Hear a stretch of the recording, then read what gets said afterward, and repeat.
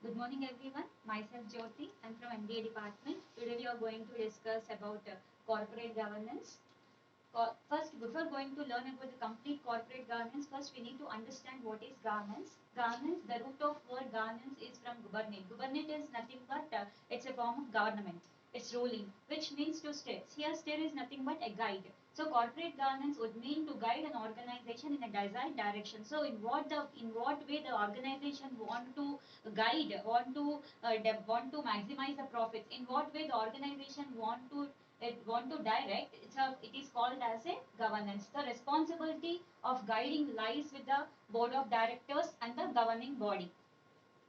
So corporation, now we'll discuss about the corporation. Corporation is derived from the Latin term corpus. Here the corpus is nothing but a body of collection. Governance means administrating the process and systems placed for satisfying the stakeholders' expectation. So the way you are ruling, it should satisfy the stakeholders' expectation.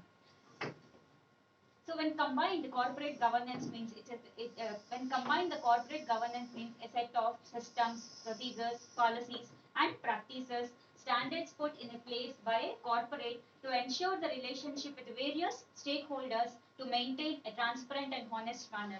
So corporate governance is nothing but we have to maintain a transparent when you are maintaining the organization, we have to maintain in a transparent and honest manner.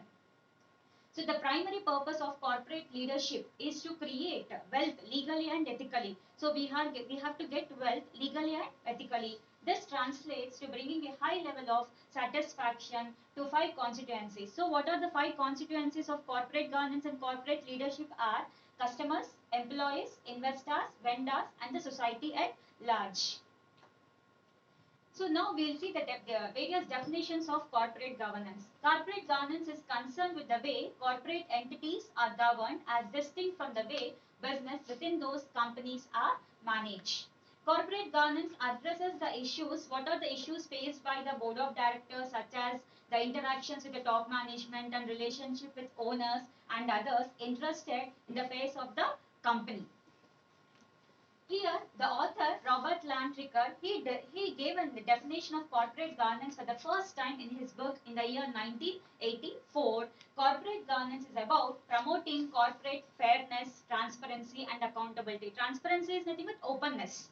Accountability is nothing but a responsibility. So here we discuss about the objectives of corporate governance. So maybe the main objectives of corporate governance are to align corporate goals of its stakeholders. Stakeholders are particular societies, stakeholders, all. So these are the stakeholders.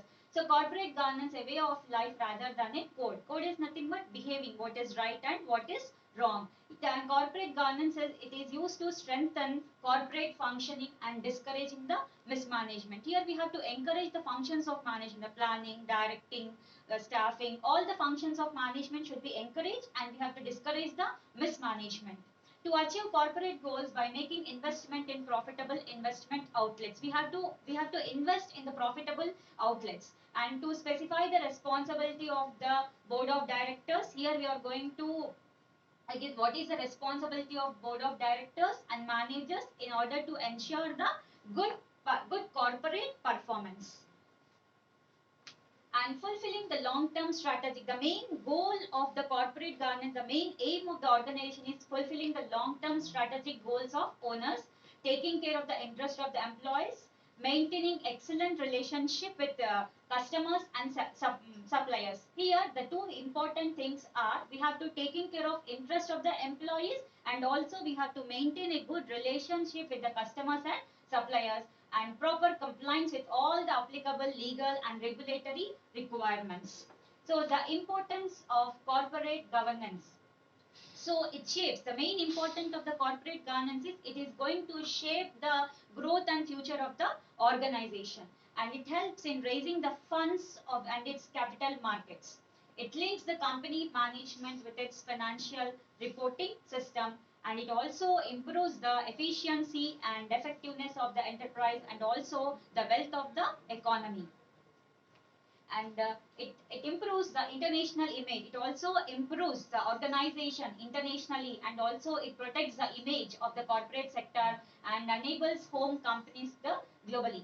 And last, it helps the management to take innovative decisions for effective functioning of the enterprise. There are four pillars. There are four pillars of the corporate governance. The first one is transparency. The second one is accountability. And the third one is fairness. And the last one is the ethics. Thank you.